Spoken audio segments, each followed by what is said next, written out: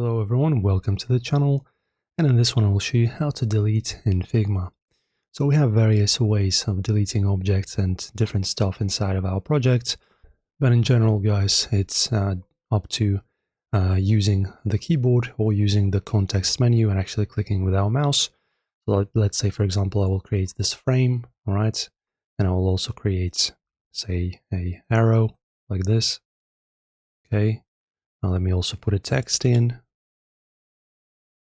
and type something in, test, like that for example.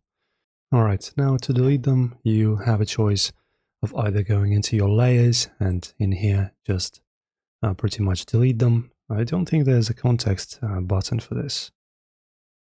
Yeah, so you can just press on the delete button like that. As you can see it's now deleting, so this was the keyboard shortcut.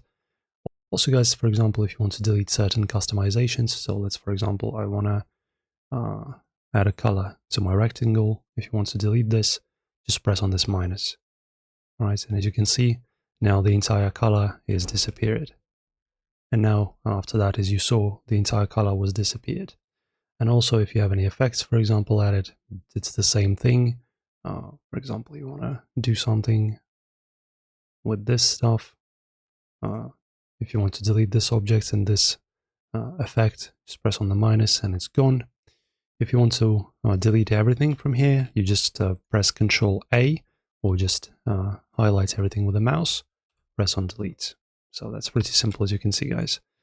So it's of course very important, because when you're working on a project you maybe mess something up or you want to just redo something or modify. Of course deleting is essential. There's no progress without mistake. So guys, that's pretty much how you delete in Figma.